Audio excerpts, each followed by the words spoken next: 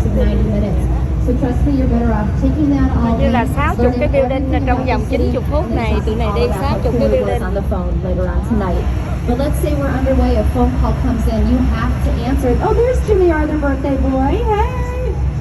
Woohoo! You were downstairs when I announced you earlier, but I'm glad you're back.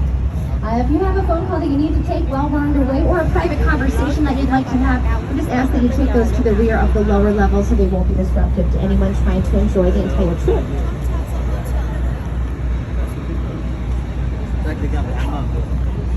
All right, last but not least, if it's too hot for you, we've got shade in the front, AC downstairs, shade downstairs.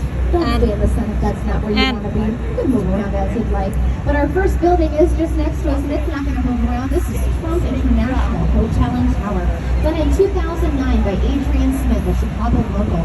The building stands at 1,389 feet, 423 meters, if anyone is a bigger fan of the metric system. The building is a great example of the postmodern style. We'll see several examples of that style as we go, but it's covered in stainless steel and shimmer blue glass. Just remember, Trump Tower is our second tallest building, so be in a great shape. Straight to the right, this black rectangular building, this is the former IBM Tower, done in 1971 by Mies van der Rohe with C.F. Murphy and Associates. The building is a great example of the modern style, which was popular from right after World War II until the late 1970s. The style, as you can tell, pretty simple and straightforward. We have a lot of dark exteriors, right angle corners, big windows, and open interior floor plans in the modern style. And next to us now, we have two of the most recognizable buildings in Chicago. These two big corn cobs that make up Marina City. The towers each stand at 60 stories. They opened in 1964 and 67, and the architect of Marina City, Bertram Goldberg, believed that art and nature should be as one. So with few right angles in nature, very few resulted in his work. The circular buildings feature a circular floor plan, and the central elevator port sits right at the center of that floor plan, but it gives us units that start narrow and move out to a wider footprint as they go, creating this sort of pie piece or wedge-shaped unit. And if you're wondering what it's like to live in a life with no right angles, let's move in. We're going to sign a lease for a studio unit that'll give us 500 square feet of living space, 180 square feet of a semicircular balcony. As we turn the key and enter our new home, the entryway is only 4 feet wide, and there's one hallway in the unit which just runs along one side. Walking down that hallway will take us past the bathroom, past the walk-in closet, past the kitchen, into the living space, where the unit becomes its widest at 18 feet.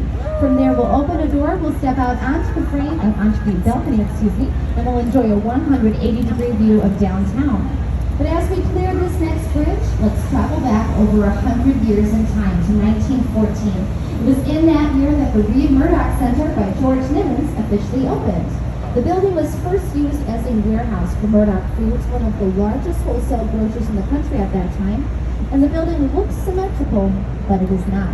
From the center of the building at the clock tower, go down to the base, and now slowly but carefully move to the right. You'll count 6 bays as you go, 5 small, 1 large at the end. We're going to head back up to that clock tower, once more to the base. Now to the left side, you'll see 5 bays of windows, 4 small, 1 large at the end. The asymmetry is very subtle, but is all thanks to the 1928 construction of this bridge. In 1928, the city decided to build the LaSalle Street Bridge, but to make room for it, the city had to come in and cut the left side of the building. And remove one of the bays, move over the end bay, and then reseal the entire structure. The green glass building, straight to our right, is 300 North LaSalle, done in 2009 in 60 stories of office space by Pickard Chilton, and it features one of the most impressive air conditioning systems that we have in the city. Water from the Chicago River is taken into this building below the water line. That water is pumped to the top of the building where it's used as the main